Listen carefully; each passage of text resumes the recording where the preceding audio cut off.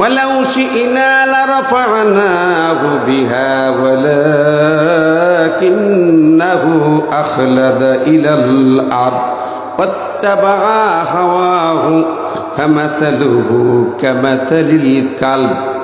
আল্লাহ বলেন, আমি তাকে পৃথিবীর অনেক উচ্চ মর্যাদা দিলাম, শ্রেষ্ঠ মর্যাদার আসনে আসীন করলাম, এমনকি হাত তুলে দোয়া করলেই দোয়া কবুল হয়ে যায়, মুস্তাজাব দাওয়া বাড়াইলাম, যা দোয়া করে সরাসরি আল্লাহর দরবারে বিদ্যুতের গতিতে কবুল হয়ে যায়। অথচ ওই লোকটা আখলাদা ইলাল আর দুনিয়ার দিকে ঝুঁকে পড়ল, স্থায়িত্বের দিকে, দুনিয়ার সম্পদের দিকে, দুনিয়ার মানুষের কাছে ভালো হওয়ার জন্য ছুটে চলে গেল। আল্লাহ পাক বলেন, ফামাসালুহু কামাসালিল কালব, ওই লোকটার উদাহরণ হচ্ছে একটা কুকুরের সমান, কুকুর, কুত্তা। আল্লাহ পাক তাকে বলতে একটা কুকুর বা কুত্তা। কে বলছেন? জোরে করেন না কে? এখন এই আয়াত বলে আল্লাহ পাক আয়াতের শেষ অংশে যা বলেছেন অত্যন্ত গুরুত্বপূর্ণ কথা। আপনি বলতে, হুজুর সে তো সেই জমানার লোকের জন্য, এই জমানায় কি ওই কথাটা বলা যাবে নাকি? কুত্তা কি বলা যাবে কারোর? এই জমানায় কারো কুত্তা বলি গালি দেওয়া যাবে হুজুরির? যাবে? আল্লাহ বলেন, শোনা না, শোনা ভালো করে। ذلك مثل القوم الذين كذبوا بآياتنا فاقصص القصص لعلهم يتفكرون। ওই আয়াতের ফিনিশিংটা আল্লাহ দিচ্ছেন, শোনো, এই উদাহরণটা ওই কওমের জন্য, ওই জাতির জন্য যারা আমার কালামের, আমার আইন নিয়ম নীতিকে মিথ্যা প্রতিপন্ন করেছে। বরং তুমি তাদেরকে শুনিয়ে দাও, জানিয়ে দাও, যাতে করে তারা সঠিক সিদ্ধান্ত নিতে পারে, চিন্তা করতে পারে। অতএব এই কোরআনের বিরুদ্ধে যদি তার ভূমিকা থাকে, এখনো যদি ভূমিকা থাকে, হাজি হক, গাজী হক, আলেম হক, ইমাম হক, পাবলিক হক, নেতা হক, এমপি, মন্ত্রী, যেই হোক না কেন, কোরআনের বিরুদ্ধে, আল্লাহর আইনের বিরুদ্ধে, কোরআনের মাহফিলের বিরুদ্ধে যে পরোক্ষ প্রত্যক্ষ কাজ করবে, সেই হলো ওই কুকুরের জাত, কুত্তা। কথা বলেন ঠিক না বে ঠিক? এটা কি আমার কথা? কার কথা? আরো জোরে কন। এখনো যদি করে, ঠিক না বে ঠিক? সাবধান সবাই, আল্লাহ আমাদের হেফাজত করে, আমিন। তাহলে কোরআনের বিরুদ্ধে গেলে, মাহফিলের বিরুদ্ধে গেলে তার পরিচয়গুলো আল্লাহ বলছেন। একদিকে কাফের, আবু জেহেলের জাত হবে, এরপর আবার আল্লাহ বললেন কুত্তা। শুধু না, আমার আল্লাহ পাক বলেন, শোনো রে বান্দা, শুধু কুত্তা কেন, ওরা বান্দরের জাত।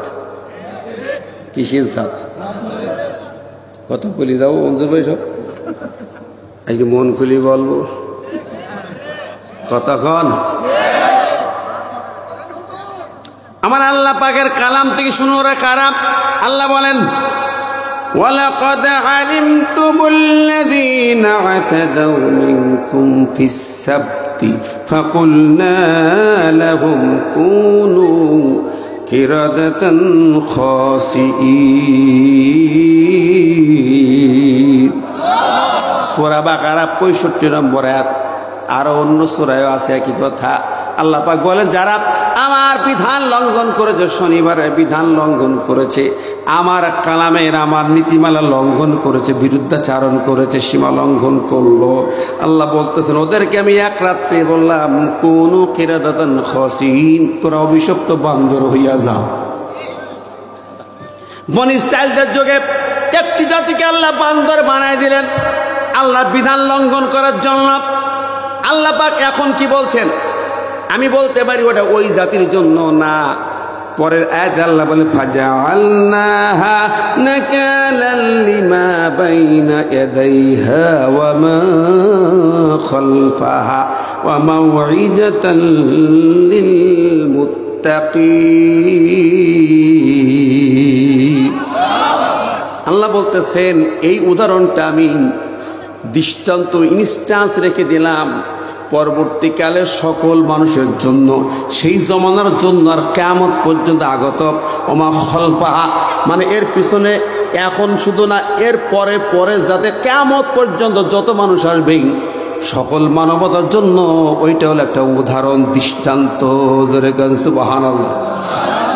তাহলে এখন যারা আল্লাহর বিধানে বিরুদ্ধাচরণ করবে ওরা হলো বান্দরের জাত। জোরে গান ঠিক না বে ঠিক?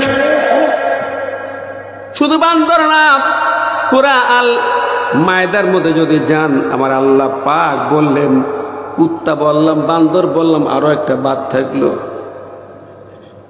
বাদ থাকে না ভাই? 60 নম্বর আয়াতে যান, সূরা আল মায়দার 60 নম্বর আয়াতে আল্লাহ বলতেছেন, কিন্তু বান্দর না, ওরা ঘোত ঘোত পাটি আছে না, ঘোত ঘোত, এগুলো কি? সুর। সুর। আমি আল্লাহ ভাষা শুনে আমার পর রাগ করি, হুজুর আপনি গালি দিচ্ছেন, উজু থাকবেন? কেউ বলে হুজুর উজু, আমি তো কোরআন থেকে বলবো না, উজু যাবে কেন ভাই? নাকি কোন আয়াত আল্লাহ বলেছেন, আমি বললে দোষটি? আল্লাহ কোন কুল হাল উনাব্বিউকুম বিশাররিম মিন যালিকা মাসুবাতান ইনদাল্লাহ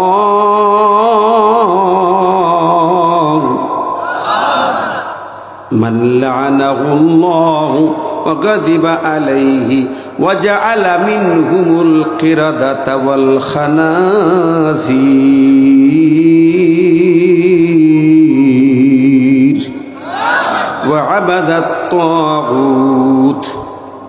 স্পষ্ট কথা, যারা তাগুতের তাবেদার গোলাম, তাগুতের চাকরানি করেছ, তাগুতের গোলামি করে আল্লাহর আইনের বিরুদ্ধাচরণ করেছ, আল্লাহর কোরআনের পক্ষে দায়িত্ব পালনকারী একামতের দিনের বিরুদ্ধাচরণ করেছ, দিন কায়েমের প্রতিষ্ঠানের আন্দোলনের ভাইদেরকে ধরে ধরে ক্রস ফায়ার দিয়ে ফাঁসির মঞ্চে ঝুলিয়েছ, হত্যা করেছ, জেল জুলুমে ঢুকিয়েছ।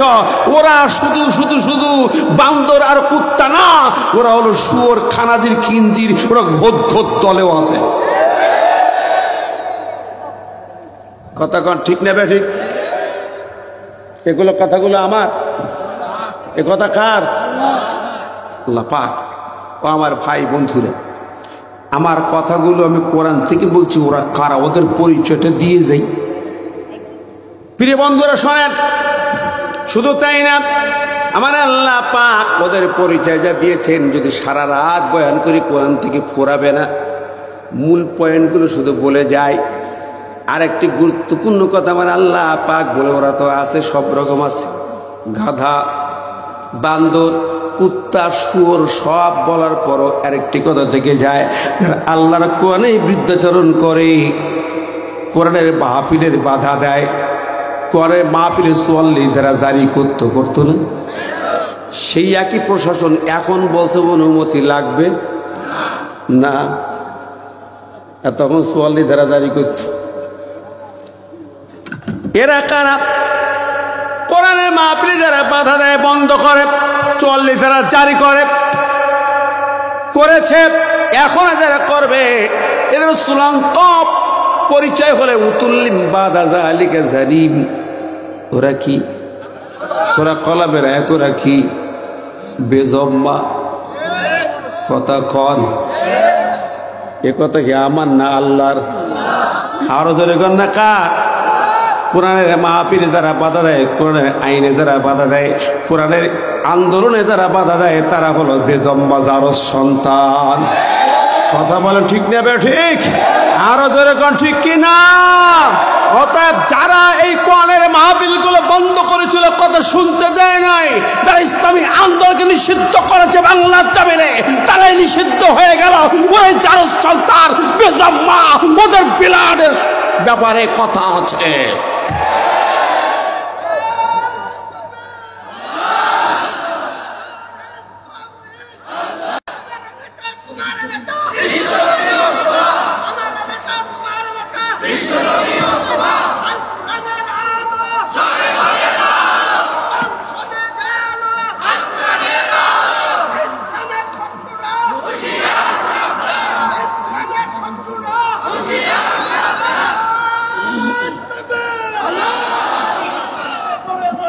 আমার ভাই বন্ধুরা, কি আপনারা কি ক্লান্ত শ্রান্ত না রিটায়ার্ড পারসন? মানে মনে হচ্ছে ওরা তো বিদায়ী রিটায়ার্ড হয়ে গেছে না, এরম ভাব। এই কথা কর না কেন, আওয়াজ নেই, নারায় তাকবীর, আল্লাহু আকবার। মিয়া এখনো অবসর নেওয়ার সময় আসেনি, আসছে? জোরে কর না কেন? না, এখন কাজ সামনে, আসল কাজ সামনে। কণ্ঠ এত নরম হয়ে গেলে হবে কি করে?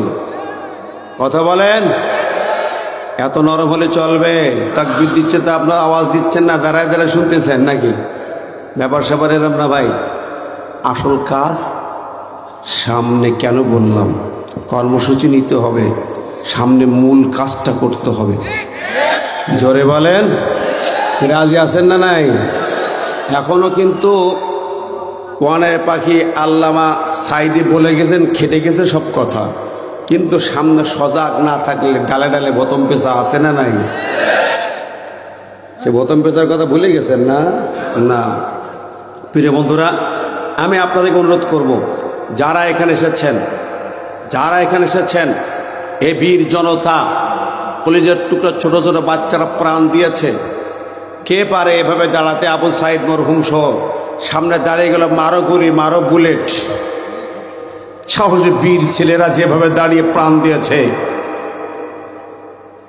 আজকে সেই ছোট ছোট ছেলেরা যারা ছাত্র প্রাণ দিয়ে, জীবন দিয়ে দেশকে স্বৈরাচার মুক্ত করলো, ফ্রাউন মুক্ত করেছে, সেই জমিনে এই শহীদদের রক্ত কি বৃথা যাবে? কথা বৃথা যেতে দেয়া যাবে? জোরে বলেন, যাবে? এই যে না বললো আল কোরআনে আলো, লোকজন উত্তর দিল ঘরে ঘরে জ্বালো। এই উত্তর আসলো কেন? মুসলমান এখনো মাথা পরিষ্কার হয়নি কেন? এখনো পরিষ্কার কেন হয়নি? আমি জানতে চাই। আজকের যে সূরা থেকে তাফসীর করতে চেয়েছি, সূরা ইব্রাহিম, শুরু আয়াতটা কি দেখুন।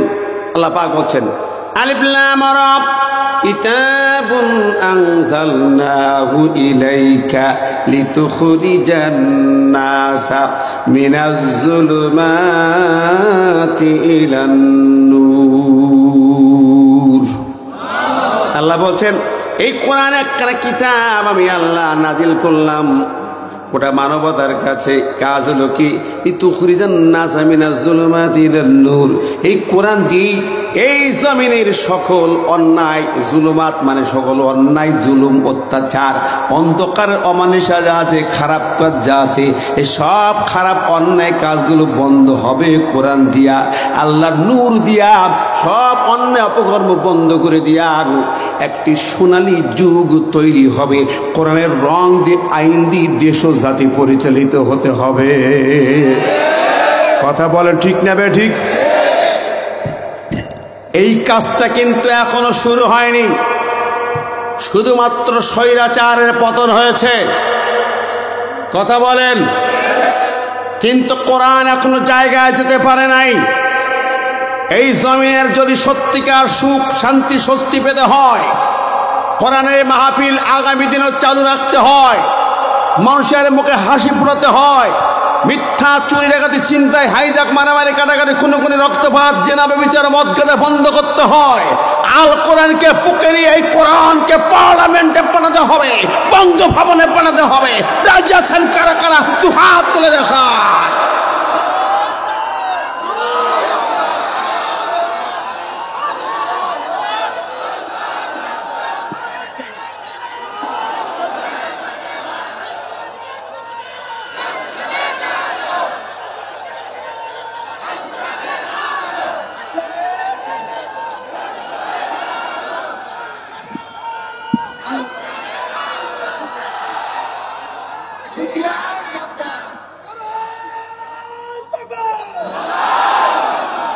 কোরআনের আলো তাহলে কোন জায়গায় জ্বালতে হবে? জবান খুলে জোরে বলতে হবে, এখনো জ্বর হয়নি। এই শামিয়ানা পরিবর্তন হবে এখানে না। এই আওয়াজ এই রাজশাহীর ময়দান থেকে যমুনা সেতু পার করে আমার দেশের বঙ্গভবনে পাঠিয়ে দেন, প্রধান উপদেষ্টার দপ্তরে পাঠিয়ে দেন। আগামীর বাংলা হবে কোরআনের বাংলা, আগামীর জমিন হবে কোরআনের জমিন। রাজি আছেন কারা কারা সেই সংগ্রামে রক্ত দিতে রাজি আছেন কারা কারা? তুই হাত তুলে দেখা। আমার সাথে সাথে বলেন না তাকবীর, আরো জোরে নারায়ে তাকবীর। আল কোরআনের আলো পার্লামেন্টে জালো, জজকোর্টে জালো, হাইকোর্টে জালো, সুপ্রিম কোর্টে জালো, ট্রাইব্যুনালে জালো, বঙ্গভবনে জালো, গণভবনে জালো। আল্লাহ কবুল করুন। এবার কিছুটা হয়েছে, কি বলেন ঠিক কিনা? আসল সেই আলোচনা যেতে হবে, কোনো কথা নেই। কোন সূরার কথা বললাম? এটা সূরা ইব্রাহিম। কার নাম? কি হেসা কথা? ও বাংলাদেশের লোক, তোমরা জাতির পিতা কার কইছো এতদিন? রাস্তার মোড়ে মোড়ে কোন ঠাকুরের বানাইছিলে? হ্যাঁ,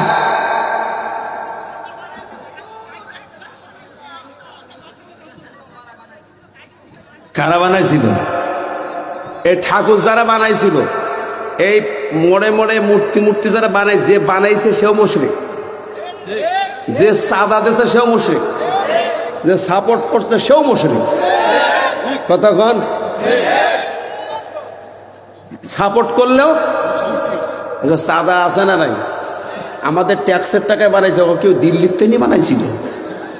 কোন দেশের টাকায় বানাইছে? সব আমাদের ট্যাক্স খাজনা জনগণের টাকা আছে না নাই? তাহলে আপনি আমি মাপ পাবো? রাগ করছেন নাকি? মাপ পাবো যদি ওগুলো ভাঙ্গে চুরমার করে দিতে পারি। বাংলার জমিনে রাস্তার মারামারে ওই কে বঙ্গবন্ধু আর কে বঙ্গবল্টু চিনি না, কারোর মূর্তি রাজ পথে থাকতে পারবে না। কথা ঠিক তবে ঠিক। একটা মূর্তি, একটা ভাস্কর্য বাংলার জমিনে রাস্তাঘাটে থাকতে পারবে না। হ্যাঁ, যারা অন্য ধর্মের লোক, হিন্দু ভাইরা, তারা মূর্তি পূজা করে মন্দির, তাদের ব্যাপার, সেটা আপত্তি করব না। ওখানে কোন রকম ডিস্টার্ব করা যাবে না, কি ঠিক না? কিন্তু তাই বলে যদি কেউ ভোগ খাতি যান, কোনো মুসলমানের বাচ্চা খাতি যান ওই জায়গায়, ওদের ওই পূজার জন্য কোনো খাবার যা তৈরি করে, ওই দিন ওই খাবার খাওয়া হারাম। মুসলমানের জন্য হারাম, ওদের জন্য ওদের ব্যাপার। কোনো মুসলমান ওই খাবার খাইতে পারবে না, হারাম হারাম হারাম। আপনি মুসলমান রাষ্ট্রীয় দায়িত্বে যারা আছেন, সরকারে আছেন, রাষ্ট্রীয় দায়িত্বে আছেন, তাদের পূজার নিরাপত্তা দেওয়ার জন্য, পর্যবেক্ষণ করার জন্য সেখানে পরিদর্শন করতে যাইতে পারবেন। কিন্তু মুসলমান যদি হন, ওদের পূজা উৎসবে সরাসরি অংশগ্রহণ করতে পারবেন না। ভালো করে বুঝেন, ওদের উৎসবে আনন্দে অংশগ্রহণ করা হারাম। কি জোরে কন? ওই জায়গায় ওম শান্তি বললে হবে হারাম, কুফরি কাজ হবে, গুনাহগার হবেন, কোনো সুযোগ নাই। ওদের কাজ ওরা করুক, কোন রকম ডিস্টার্ব করাও আবার হারাম। ডিস্টার্ব করাও, কথাগুলো মনে রাখবেন। আসুন আমরা মূল কথায় যাব। তাহলে জাতির পিতা মাঝখানে কে ছিল এ দেশে? জাতির পিতা হলো মিল্লাতে আবিকুম ইব্রাহিম হুয়া সাম্মাকুমুল। তোমাদের জাতির পিতা হলো ইব্রাহিম। কে বলেছেন? আল্লাহ পাক তার কোরআনে বলেছেন জাতির পিতা ইব্রাহিম। এই শব্দটা যদি চেঞ্জ করে জাতির পিতা আর একজন নাম লেখেন, তাহলে আপনি কোরআনের বিরুদ্ধে লিখলেন। ঠিক না বেঠিক? কথা বলেন। সুতরাং মুসলমান জাতির পিতা ইব্রাহিমের জায়গায় অন্যকে যারা জাতির পিতা মানো, তোমরা আসলে এ জাতির বেজম্মা ছাড়া কিছু না। রাখো তোমার হিসাব নিকাশ। 1000 বছরের শ্রেষ্ঠ বাঙালি বানাইছো না, অনুমান পাও না।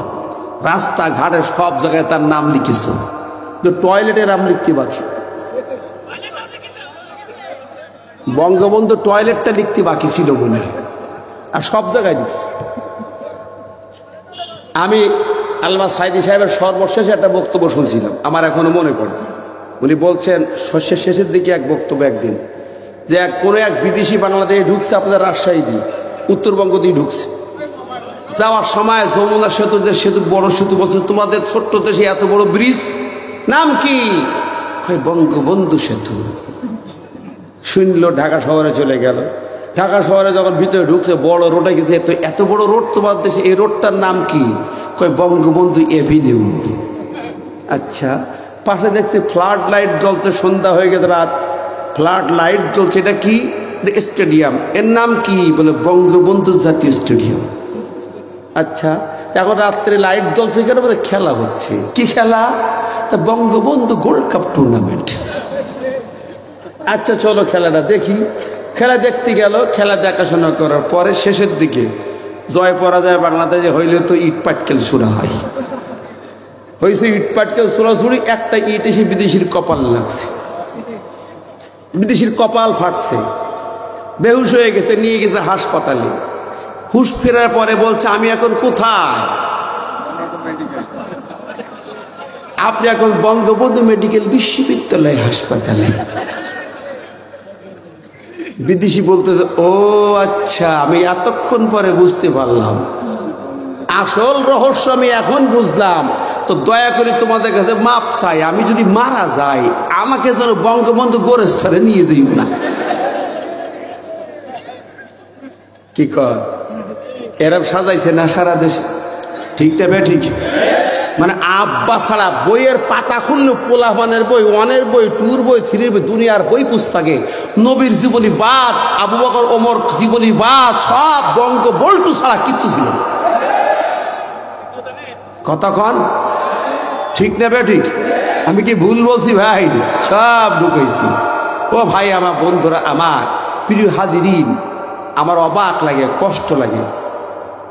এই দেশের গোটা দেশ জাতিকে বিভ্রান্ত করে কোথায় নিয়ে গেছে, কোন পর্যায়ে নিয়ে গেছে, সেখান থেকে ব্যাকে ফিরে আনতে গেলে কি করতে হবে, এটাই আমাদের এখন হিসাব নিকাশ।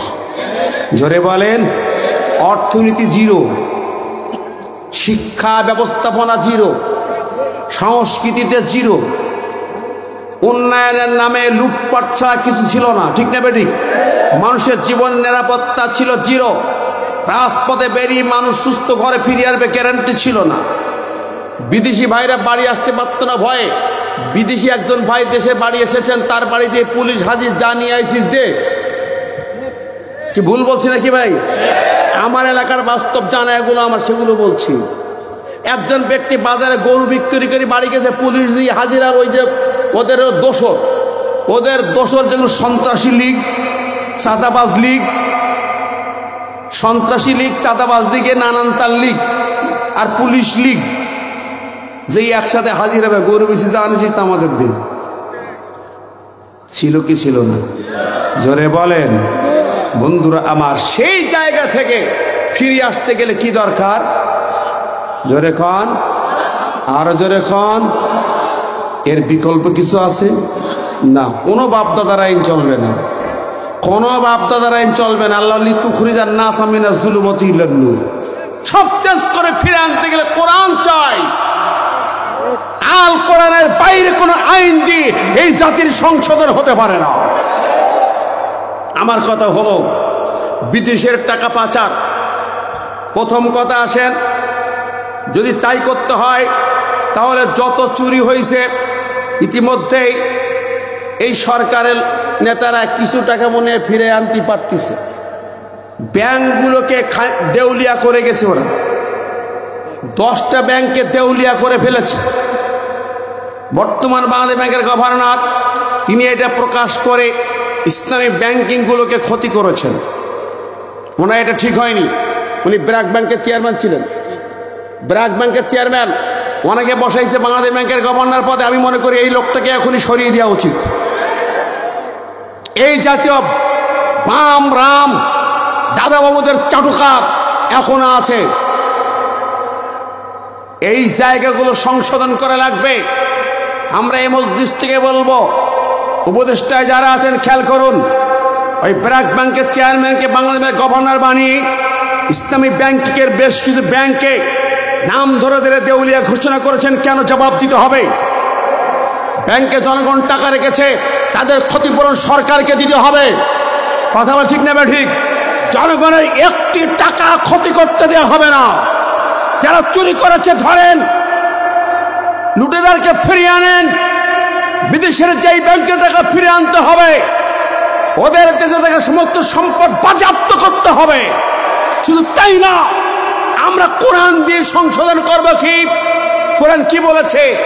চোরদের বিচার শুধু জেল জুলুম দিয়ে হবে না। আমার কথা হলো, যারা চুরি করেছে, কোরআন বলেছে, আজকে যে আয়াতের আলোচনা কোরআন দিয়ে সংশোধন হবে।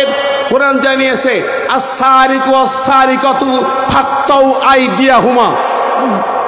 এই নির্দেশনা কার? এই আইন কার? চোর পুরুষ চোর নারী যা চুরি করেছে ওদের হাত কেটে দাও। ঠিক না বে ঠিক? ব্যাংকের টাকা চুরি করেছে দরবের বাবা ধরা আছে, জেলখানায় আছে। দরবের বাবা দাড়ি কেটে পালাইতেছিল, ওই দরবের বাবা মঞ্চে দাঁড়িয়ে কোরআনের ভুল ধরেছে। ওই সালমানের প্রমাণ দরবের বাবা জেলখানায় থাকবে, আর বিচারের বছর পর বছর যাবে, তা হবে না। আগামী দিনে চলতি 1 সপ্তাহ থেকে 2 সপ্তাহের ভিতরে রাজপথে দেখতে চাই ওর সমস্ত সম্পদ বাজেয়াপ্ত করে সরকারি কোষাগারে শুধু আনা হবে না, ওর 2 হাত কেটে জনতার সামনে বিচার করতে হবে। কারা কারা ওর হাত কাটা দেখতে চাই? 2 হাত তুলে দেখান তো।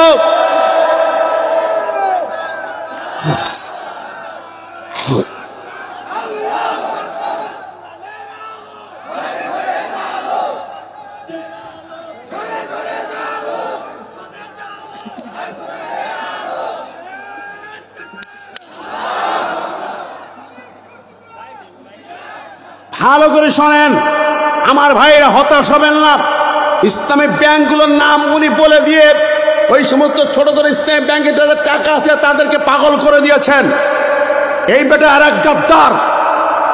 আমি বলতে চাই, ওই এফ রহমান বেক্সিমকো গ্রুপ শুধু নয়, S Alam group, Bashundhara group, United group, summit group, এতগুলো বড় বড় গ্রুপ আছে যারা বড় বড় চুরি করেছে, হাজার হাজার কোটি টাকা চুরি করেছে।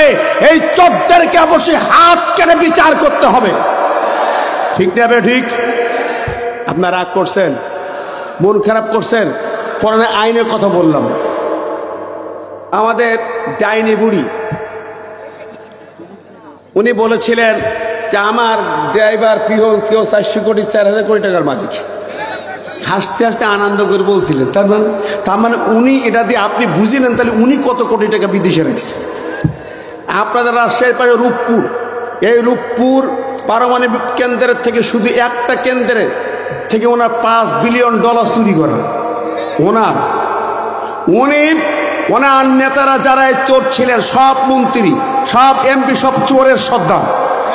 কথা বলেন ঠিক না বে ঠিক? ওনার যত লিডার সব চোরের সর্দার। এই সকল চোরগুলোকেও হাত কাটার আওতায় আনা দরকার। আগে হাত কাটা, পরে খুনের বিচার। একটা একটা আসবো, প্রথম চোর এই বিচারে হাত কেটে রাখা হবে। বাংলাদেশে যদি এরকম 1, 2, 4, 5 হাত কাটা হয়, বাংলার জমিনে কোন মানুষের বাচ্চা আর কোনোদিন চুরি করতে সাহস পাবে না। কথা ঠিক না বে ঠিক? প্রিয় বন্ধুরা আমার, প্রিয় হাজিরিন, আল্লাহর কোরআন নিয়ে আসেন। ও গ্রাম বাংলার সাধারণ জনগণ, আল্লাহর কোরআন যদি সঠিক চিনতে পারেন আর এই আইনটা জারি করতে পারেন, তাহলে এই দেশে কোনোদিন চুরি আর কেউ চোখে দেখতে পাবে না। এখনো চুরি আবার নতুন করে ট্যাপিক শুরু করেছে। গতকাল রাতে আমি হাসপাতাল, আমার আম্মাজান হাসপাতাল ইবনে সিনাই হাসপাতাল থেকে যখন বাড়ি ফিরে যায়, একজন সিএনজি চালক তিনি বললেন যে আমাকে সকালবেলা এক ট্রাফিক চুরি করে আমার কাছ থেকে 2500 টাকার ঘুষ নিয়েছে। সুতরাং পুলিশ কিন্তু আবারও ঘুষ নিয়ে শুরু করছে। ঠিক না বে ঠিক? এদিকে সজাগ দৃষ্টি রাখতে হবে। চুরি বন্ধ করতে হলে অবশ্যই হাত কাটা আইন জারি না করা পর্যন্ত বাংলাদেশে চুরি বন্ধ হতে পারে না। কারণ আইনটা কার? আরো জোরে বলেন কার? বন্ধুরা আমার, দ্বিতীয় কথা হলো, চুরি দুর্নীতি বন্ধ করতে যেমন কোরআন লাগবে, তেমনি কি আপনারা আমার কথা বুঝতে অসুবিধা হয়? রাগ করছেন নাকি? মন খারাপ করছেন? আসুন একটু কথাগুলো বোঝার চেষ্টা করি। এরপরে বলতেছিলাম যে শুধু চুরির চোর না, খুনি যারা ছিলেন, খুনি, এ দেশটা কত মানুষ খুন হয়েছে, কত মানুষ ক্রস ফায়ারে গেল। একটা একটা শুরু করেন। প্রথম শুরু হলো এরা ক্ষমতা আসার পরে পিলখানার বিডিআর হত্যা, 51 না 53 জন অফিসারকে, 57 জন সেনা অফিসারকে হত্যা করা হয়, রক্তের বন্যা বয়ে দেওয়া হয়, প্রথম হত্যা। এরপরে 12 সালের শেষ থেকে শুরু হলো ফাঁসি দিয়ে নিষ্পাপ মানুষদেরকে হত্যা, ঠিক না ঠিক? এরপরে শুরু হলো 13 সালের শাপলা চত্বরে হত্যা, অসংখ্য মানুষকে হত্যা করা হয়েছে শাপলা চত্বরে হেফাজতের সেই সম্মেলনে, ঠিক না ঠিক? খেয়াল করেন, হেফাজতের হত্যা। এরপরে 19 সালে এসব মোদি বিরোধী আন্দোলনে মামুল হকের নেতৃত্বে আন্দোলন হয়, সেখানে অসংখ্য মানুষকে হত্যা করা হলো। তারপর শুরু হলো কোটার এই আন্দোলনে হত্যা। এর মাঝে কোরআনের পাখির মামলার রায় হওয়ার পরে যখন সারা দেশে আন্দোলন চলছিল, সেখান থেকে শুরু করে 24 সাল পর্যন্ত অসংখ্য মায়ের বুক খালি করে প্রাণপ্রিয় সংগঠন ছাত্র শিবিরের কলিজার টুকরা ছেলেদেরকে ক্রস ফায়ার দিয়ে হত্যা করা হয়েছে। কথা বলে ঠিক না ঠিক? এই ছেলেগুলো বাড়ি ঘুমাতে পারে নাই, ঘর থেকে তুলে এনে ক্রস ফায়ার দেওয়া হয়েছে, হত্যা গুলি করে হত্যা করে দেখানো হয়েছে। ক্রস সন্ত্রাস বিরোধী বিশাল অভিযান চালিয়েছে, নাটক সাজিয়ে জঙ্গি নাটক সাজায়া, ক্রস ফায়ার সাজায়া যে অফিসারগুলা লীগের সেই খুনিগুলা হত্যা করেছেন আমার ছেলেদেরকে, আমার সন্তানদেরকে, এই খুনের বিচার বাংলার জমিনে হতেই হবে।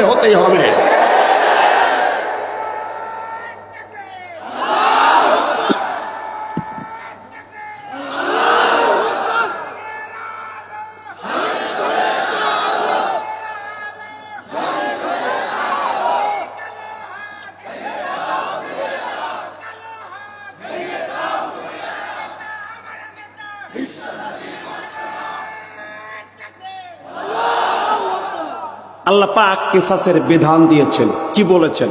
ভালো আয়াত তো সূরা মায়েদার আয়াত। আল্লাহ বলেন, ওয়া কাতাবনা আলাইহিম ফিহা আন্নান নাফসা বিন-নাফসি ওয়াল আইনা বিল-আইনি ওয়াল আনফা বিল-আনফি ওয়াল উযুনা বিল-উযুনি ওয়াস-সিন্না বিস-সিন্নি ওয়াল জুরুহা কিসাস।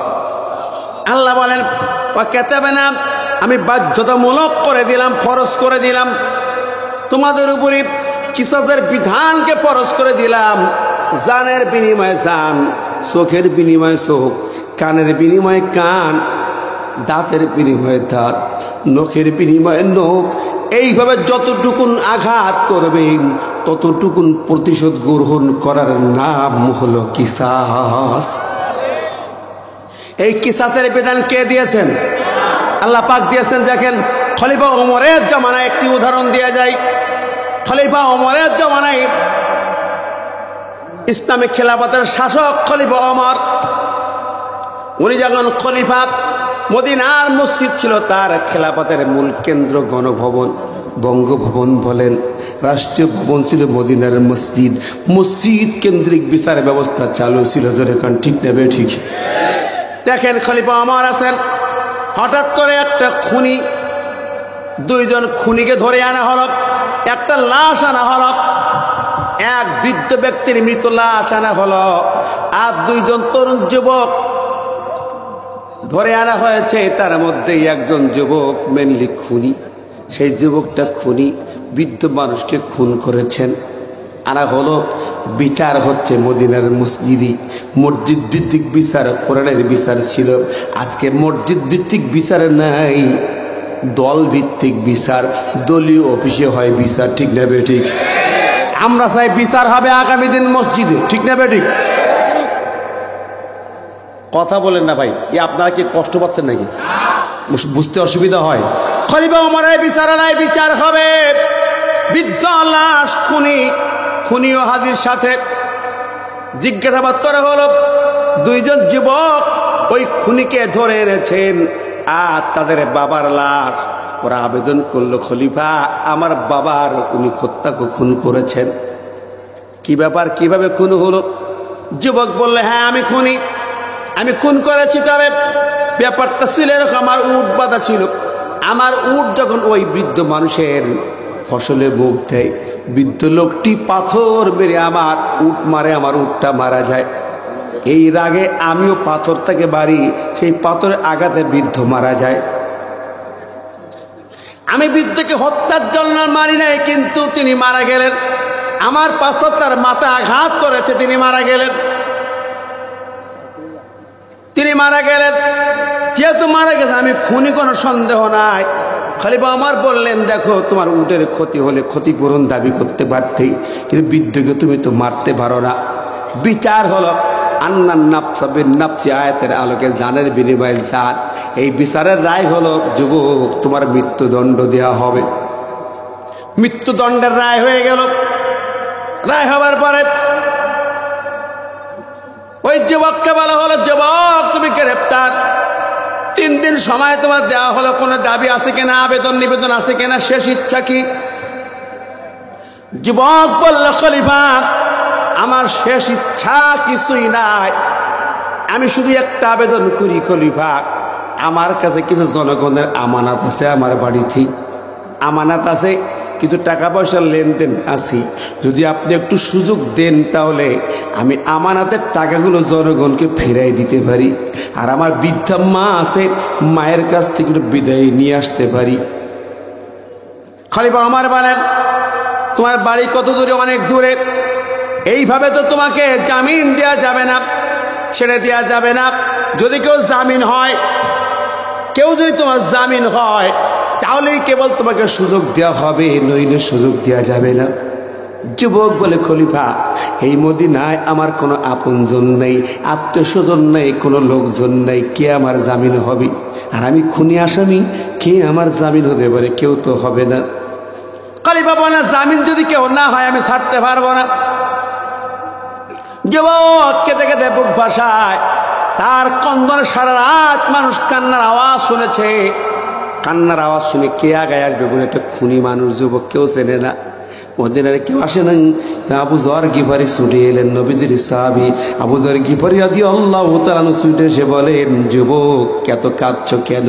যুবক খুলে বলার পরে আবু যর বলে, দেখো আমি জামিন হতে পারি, তুমি সত্যি গিয়ে ফিরে আসবে। আমার পরিচয় তো জানা, আমি আবু যর গিফারি।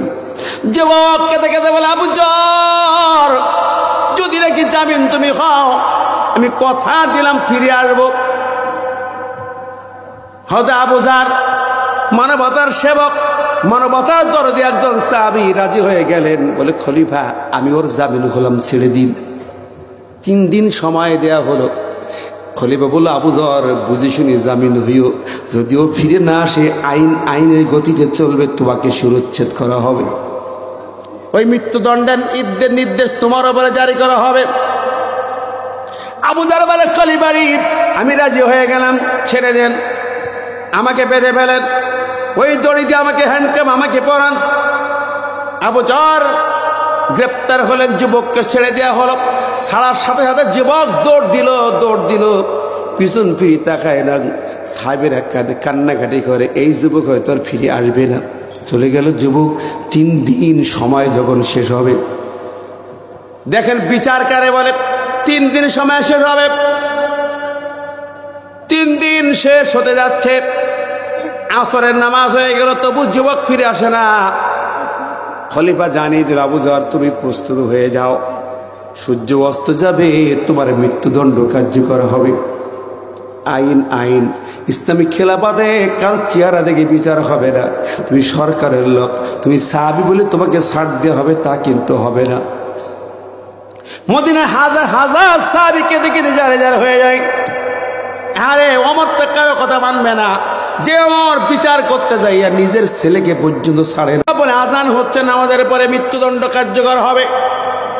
কঠিন অবস্থা রে ভাই, কল্পনা করা যায় না। ইসলামিক খেলাফত কাকে বলে?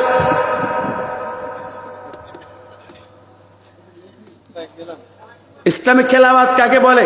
কি কষ্ট হচ্ছে, রাত বেশি হয়ে গেছে, অনেক কথা মনে হয়, সব বলা হবে না আজকে, নাকি? কে তাই? ইনশাল্লাহ। আপনারা আছেন তো রাজি নাকি? শুনুন মনোযোগ দিয়ে, আমি বলছিলাম কিসাসের বিধান ইসলাম কি দিয়েছে, ইসলাম কি দিয়েছে। সব বিধানগুলো আলোচনা করতে করতে যাই না, কতটুকু পারবো শুনে নেন। ইসলাম কেন দরকার, কোরআনের আইন কেন দরকার, এই বিধানগুলো কতটা আপনার ইফেক্টিভ, কার্যকর। দেখেন, খলিফা ওমর নামাজ রক্তের মাঝে দাঁড়িয়ে গেলেন। একদল সাহাবী কাঁদতেছে, তার চোখের পানি ভিজে যাচ্ছে। মদিনার মসজিদ, আজকে আবু যরকে ফিরে পাবো না, চলে যাবে। নামাজ শেষ হলো, খলিফা তর্জন করে ডাকতে লাগলো, কোথায় জাল্লাদ? ও বিচার বিভাগ, রায় কার্যকর করার জন্য রেডি হয়ে যাও। যখন সবাই রেডি হচ্ছে এই কার্যকর করার জন্য, আবু যরও হাসতেছে, কোনো টেনশন আমার নাই। আমি একজন ইমানদার ভাইয়ের জন্য চেষ্টা করেছি, তা আমার ব্যাপার, আমি চলে যাব, আমার কোনো আপত্তিও নাই। এমনি সময় দূর দূরান্তের দিকে তাকিয়ে সবাই আছে, দেখা যায় ওই দূরের পথে কিছু ধুলা উঠতে দেখা যায়, ধুলা উঠতেছি, কে আসতেছে বোঝা যায় না, ধুলা উঠতেছেই, ধুলা উঠতেছেই, নিঃসন্দেহে ঘোড়ার পায়ের ধুলা উঠতেছে। একটু রেডি কর, সবাই রেডি হচ্ছে। সাহাবীরা বলে, ও খলিফা রে, আমিরুল মুমিনিন, একটু ওয়েট করে, আমি ঘোড়ার পায়ের ধুলা উঠতেছে, মনে হয় হয়তো সেই যুবক ফিরে আসতেছে, একটু সময় দাও, টাইম পিরিয়ড করি, সামান্য একটু সময় দাও, কিছু সময় দাও। এই কথা বলতে বলতে ঘোড়া হাঁকাইয়া একটা যুবক মদিনার মসজিদের সামনে এসে আছাড় দিয়ে জমিনের পরে পড়ে গেছে। আল্লাহু আকবার। দেখলো সেই যুবক ফিরে এসেছে, বেহুশ হয়ে পড়ে গেছে। আশ্চর্য ব্যাপার, হুশ ফিরে পেল, কিরে যুবক তুই ফিরে এলে? যুবক কাঁদতে কাঁদতে, আমার ভাই আবু যর কোথায়? আমার ভাই আবু যর ঠিক আছে কিনা? বলে হ্যাঁ ঠিক আছে। সামনে আনা হলো, খলিফা আমিরুল মুমিনিন নিজেও অবাক হলেন, সমস্ত সাহাবীরা অবাক হলেন যে যুবক ফিরে এসেছে। আহারে, এখন তাকে জিজ্ঞাসা করো, যুবক রে, এরকম কেসে কেউ তো ফিরে আসে না, তুমি কেমন করে ফিরিয়ে এলি? যুবক বলছে, দেখো, আমি তো একটা অন্যায় করে খুনি হয়ে গেছি, এবার যদি আবু যর সে যদি মৃত্যুদণ্ড পেয়ে যায়, আমার তো সব জগৎ একাকার হয়ে যাবে, দুনিয়া আখিরাত সব চলে গেল। শুধু না, বরং ইসলামের ইতিহাস এটাও লেখা হয়ে যাবে, মুসলমান প্রতারণা করতে জানে, মুসলমান প্রতারণা করতে শিখেছে। আমি ইতিহাসের পাতায় কালো দাগ ফেলাবো না, আমার জীবন দেওয়ার জন্য রেডি হয়ে এসেছি। সব আমানত ফিরাইয়া দিয়া, মায়ের কাছ থেকে বিদায় নিয়ে ঘোড়া হাঁকাইয়া চলে এসেছি। খলিফা, আমার আবু যরকে ছেড়ে দাও, আমাকে মৃত্যুদণ্ড কার্যকর করে দাও। আল্লাহু আকবার। যেই মামলার বাদী দুই যুবক সামনে দাঁড়িয়ে গেলে, খলিফারি আমিরুল মুমিনিন, যেই যুবকটি এমন সুযোগ পেল, বেঁচে থাকার অধিকার পেল, সুযোগ পেল, সুযোগ কাজে লাগালো না, এক আবু যরকে রক্ষা করতে ছুটে চলে এসেছে। ও খলিফা রে, মুসলমান তো হলো সহানুভূতিশীল জাতি, আজকে আমার বাবাকে যদি হত্যা করেছে, বাবাকে ফিরে তো পাবো না, যেই যুবক ফিরে এসেছে আবু যরকে বাঁচাতে, আমরা দুই ভাই ওই যুবকটাকে মাফ করে দিয়ে দিলাম। সুরে বলেন সুবহানাল্লাহ। ইসলাম কাকে বলে? আহারে, এই যখন মাফ করে দিল, তখন বলা হলো, ওমাল্লাম ইহকুম বিমা আনজালাল্লাহু ফাউলাইকা হুমুজ যালিমুন। এখন আর বিচার স্থগিত হয়ে গেল, ও মাফ করেছে, এদের মাফ করে দেওয়া হলো। যেরকম সুবহানাল্লাহ। আমি বলতেছিলাম, কিসাসের বিধানটা আজকে সমাজে যদি জারি হয়, তাহলে আর কোন তরুণ ছেলেরা ক্রস ফায়ার হবে না। কথা বলেন, জোরে বলেন, ঠিক না বে ঠিক? আর কখন নিষ্পাপ মানুষকে এইভাবে বিচার করে হত্যা করা হবে না। আমরা দেখেছি কোর্টগুলোতে বিচারকগুলা, বিচারপতিরা সরকারের গোলামি করে যা ইচ্ছা তাই রায় দিয়েছে, ঠিক না বে ঠিক? সম্পূর্ণ অন্যায় বিচার করে, সাক্ষী নাই, প্রমাণ নাই, মৃত্যুদণ্ড দিয়েছে। এই বিচার বিভাগ চাই না, এই বিচার বিভাগ চাই না। খুনির বিচার যেমন চাই, তেমনি বাংলাদেশের আইন আদালতকে সত্যিকার অর্থে যদি ভালো করতে হয়, ন্যায় বিচার কায়েম করতে হয়, আমেরিকার আইন দিয়ে বিচার করলে ন্যায় বিচার হবে না, রাশিয়ার আইনে ন্যায় বিচার হবে না, দিল্লির আইনে ন্যায় বিচার হবে না, চায়নার আইন দিয়ে ন্যায় বিচার হবে না। ন্যায় বিচার হবে কার আইনে? আরো জোরে বলেন কার? আমাল্লাম ইয়াহকুম বিমা আনজাল্লাহ ফাউলাইকা হুমুল কাফিরুন। পরিষ্কার কথায় দ্বার্থহীন কণ্ঠে বলতে চাই, সত্যিকার অর্থে দেশে ন্যায় বিচার যদি করতে হয়, মানুষের অধিকার ফিরিয়ে দিতে হয়, জানেন নিরাপত্তা দিতে, আল্লাহ বলছেন আল্লাহর আইনে বিচার যারা করবে না তারা কাফের। ঠিক না বে ঠিক? জোরে বলে ঠিক না বে ঠিক? আর বাংলাদেশের গভর্নমেন্ট অন্তর্বর্তী সরকারকে পরিষ্কার করে জানিয়ে দিতে চাই, আপনার আদালতে আপনার সরকারে ঘোষণা দেন। ইতিমধ্যে আপনি বলেছেন বিশ্বনবী সাল্লাল্লাহু আলাইহি ওয়াসাল্লাম কেবলমাত্র মানবতার আদর্শ, আপনি বলেছেন ইসলাম কেবল মানুষের আদর্শ বলেছেন। এই কথা ঠিক রাখতে হলে আমার জাজ court, high court, supreme court, tribunal কোরআন দিয়ে চালাতে হবে। আমরা কারা কারা চাই দু হাত তুলে দেখাই।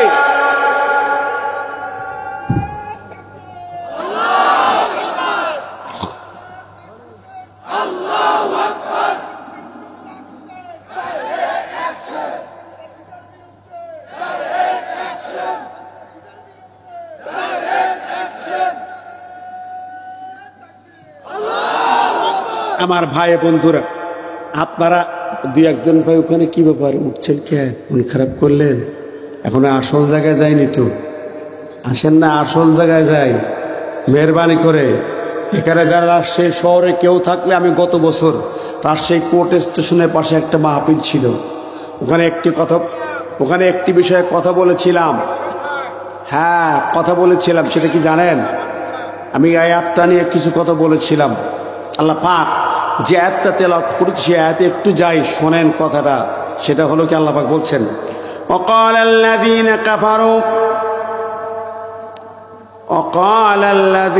كفروا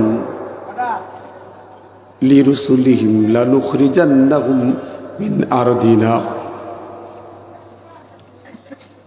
لنخرجنكم من أرضنا أو لتعودن في ملتنا। সূরা ইব্রাহিমের 13 নম্বর আয়াতে আল্লাহ বলেন وقال الذين كفروا, কাফেররা বলেছে, লিরুসুলিহিম, রসুলদেরকে, সব জমানায় সব রসুলদেরকে তারা বলেছে, লানুখরিজান্নাকুম মিন আরদিনা, আমরা তোমাদেরকে জমিন থেকে বহিষ্কার করব, বিতাড়িত করব, থাকতে দেব না। আওলা তাউদুন্না ফি মিল্লাতিনা, অথবা তোমাদেরকে আমাদের ধর্ম মানতে হবে, আমাদের ইজম মানতে হবে। বাধ্য করত নবীদেরকে, রসুলদেরকে হত্যা করত তারা পাইকারি হারে। আল্লাহ বলেন এমন কঠিন দিন গেছে, জমিন কেঁপে কেঁপে উঠেছে। আল্লাহ বলতে, আমি বললাম ফাআউহা ইলাইহিম রাব্বুহুম লানুহলিকান্নাজ জালিমিন।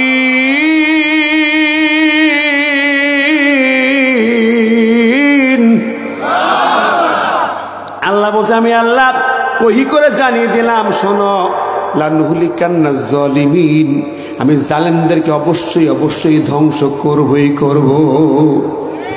আমি জালেমদেরকে ধ্বংস করবই করব। ওরা বলেছে লানুখরিজান্নাকুম, লামে তাকে নুনি তাকে দিয়ে বহিষ্কার করবই। অন্য আয়াতে তারা বলছে আমরা হত্যা করবই, আর আল্লাহ বলছে আমি ওদেরকে ধ্বংস করবই। কার কথা? জোরে কোন না কার? এই সূরা 43 নম্বর আয়াতে আল্লাহ বলেছেন লা তাহসাবান্নাল্লাহা গাফিলান আম্মা ইয়ামালুজ জালিমুন, তোমরা মনে মনে ভেবো না যে আল্লাহ গাফেল হয়ে গেছেন, জালেমরা যা করে আল্লাহ টের পায় না, তা ভেবো না। আল্লাহ সব দেখেন। কতক্ষণ ঠিক না বেঠিক?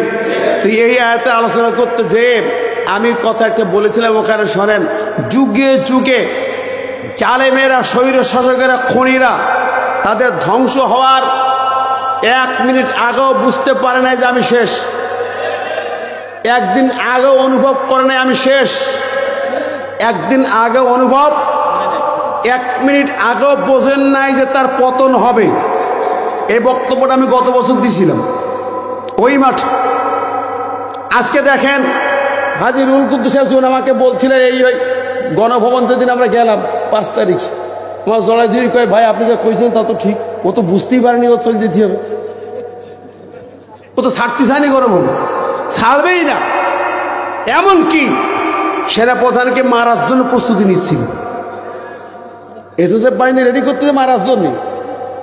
ও ছাড়বে না ক্ষমতা মোটে, গণভবন ছাড়বে না। ও ভাই কত ঠিক নেবে ঠিক, হিসাব মিলান, আল্লাহর এ কোরআন হিসাব মিলান।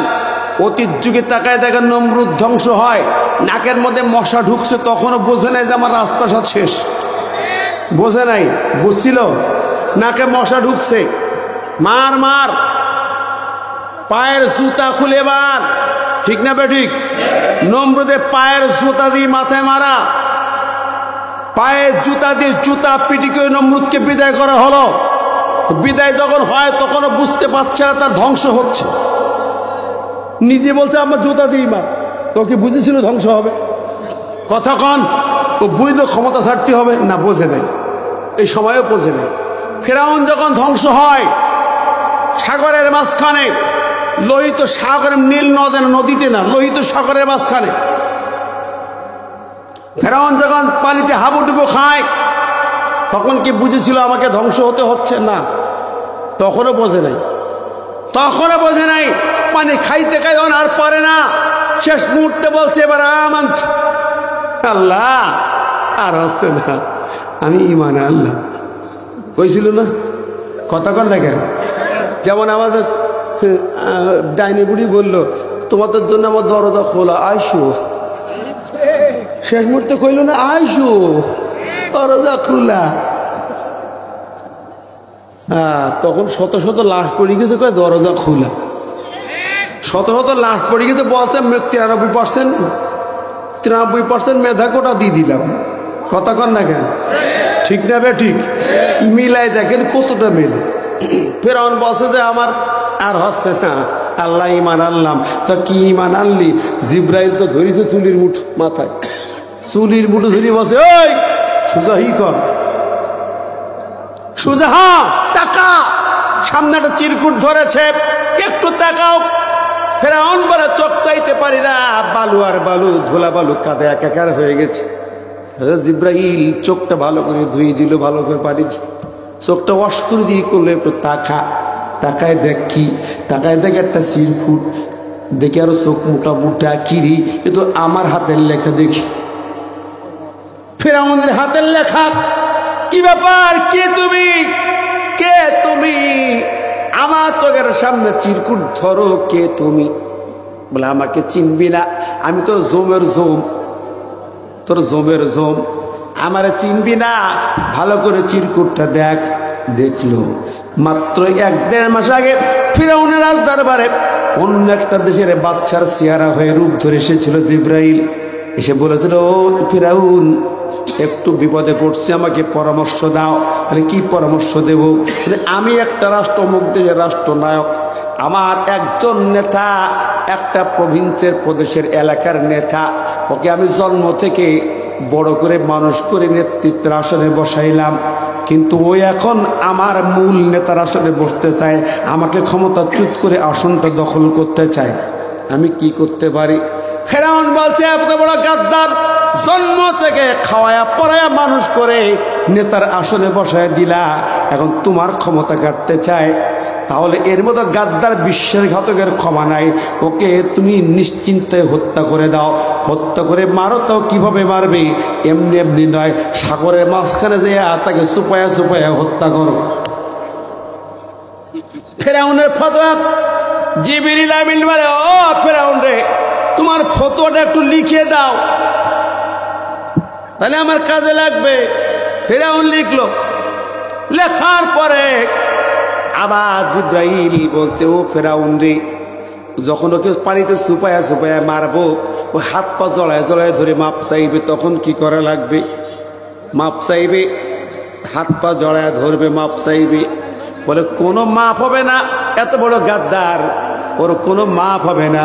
তখন তুমিও কি ওই সাগরের নিচের কাদা বালু দিয়া, মুখের মধ্যে কাদা বালু ঢেকে দিয়ে গেজে গেজে গেজে গেজে ভর্তি করে দিও। বুঝছেন নি? তাহলে মুখে হা করে মাপতো কথা বলবে, মুখের মধ্যে কাদা বালি ঢুকিয়ে দে সাইজ করবা, তারপর তো ওটা একটু লিখিয়ে দাও। ফেরাউন তাও লিখিয়ে দে, লিখলে তো সব, কিন্তু সিল ছপ্পন না থাকলে দাম নাই। একটু সইবে করে সিল মেরে দাও, স্বাক্ষর করো সিল মারো। স্বাক্ষর করলো, সিল মারলো, ওইটা হযরত জিবরিল আমিন তার পকেটে রেখে দিল। আল্লাহ কয় এবার চোখ পানিতে হাবুডুবু খায়, চোখের সামনে তুলে ধরলো, তোমারও ফতুয়া, তুমি না কইছিলে জন্ম থেকে লেখাপড়া করে মানুষ করা বড় করা হলো, এখন যে ক্ষমতা মূল ক্ষমতা দখল করতে চায়, তুমি বলো তোমার জন্ম থেকে শুরু করে এ পর্যন্ত তোমার লালন পালনকারী কে? আর তুমি বললে আনা রব্বুকুমুল আলা, আমি বড় রব, আমি হত্যা করে যা করব তাই ঠিক নেবে ঠিক কথা বলেন। তোমার ফতন তোমার সুপানো হচ্ছে কতক্ষণ জোরে বলেন। গতকাল থেকে একটা পোস্ট দেখেছি, আমার মাসুদ সাইদি ভাই লিখেছেন, আরে যেই ট্রাইব্যুনালে সাজাইছো সব, এখন আসো খেলা হবে। কতক্ষণ জোরে কন। এখন ট্রাইব্যুনালে তুমি বানাইছো ট্রাইব্যুনাল, এই ট্রাইব্যুনাল বানাইয়া কোনের পাখিকে ফাঁসির রায় দিয়েছিল, ঠিক না বে ঠিক? জোরে বলেন। ইসলামী আমির সহ নেতৃত্বে ফাঁসি দিয়েছে এই ট্রাইব্যুনালে, ওই ট্রাইব্যুনালে তোমার বিচার হবে, এই ট্রাইব্যুনালে তোমার বিচার হবে একটা একটা করে। কথা বলেন ঠিক না বে ঠিক? আমি মনে করি একটা করে ফাঁসি ঝুলাবা নামাবা, ঝুলাবা নামাবা, 1000 খুনি 1000 ফাঁসি ওর গলায় দেওয়া হোক। কতক্ষণ ঠিক না বে ঠিক? কারা কারা চান তো হাত তুলে দেখান তো দেখি।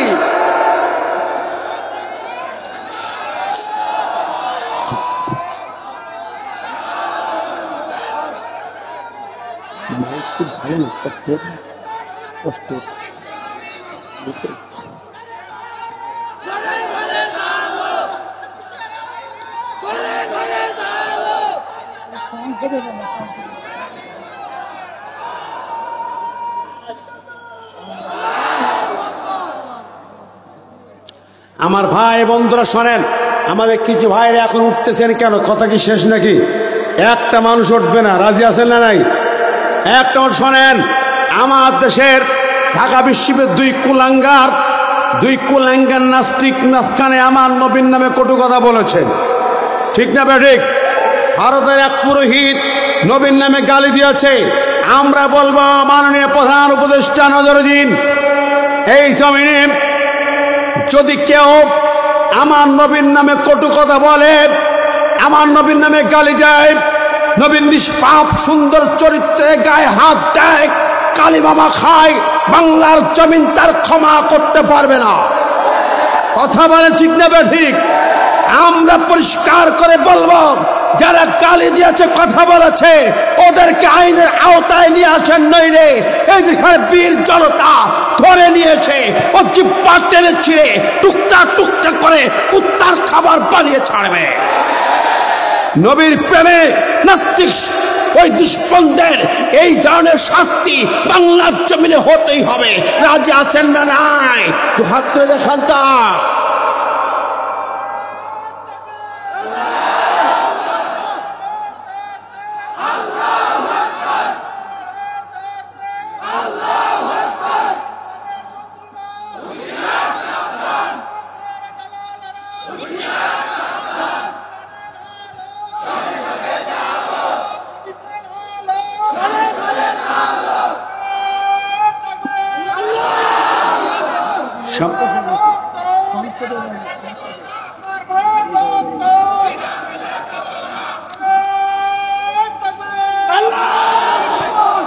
আমার ভাই বন্ধুরা, বিশ্বনবী মুহাম্মদ রাসূলুল্লাহ সাল্লাল্লাহু আলাইহি ওয়াসাল্লাম, তার সঙ্গে আমাদের সম্পর্ক ঈমানের সম্পর্ক।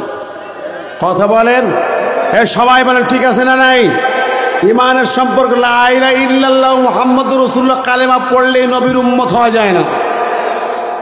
শুধু মুখে কালেমা পড়েছেন আর নবী আপনাকে জান্নাত নিয়ে আশা করার সুযোগ নাই। নবীর নামে গালি দিবেন, আপনি চুপ করে বসে থাকবেন, বাড়ি খাবেন দাবেন, সল্লি বল্লি পড়বেন, তা হতে পারবে না। কথা কর ঠিক নেবে ঠিক। নবীর নামে কটু কথা বললে আপনাকে কি করতে হবে? কোরআন বলেছে আন-নাবিয়্যু আওলা বিল মুমিনিনা মিন আনফুসিহিম, সূরা আযাবের 6 নম্বর আয়াত। নবী হবে আপনার কাছে জানের চেয়েও দামি, প্রাণের চেয়েও দামি।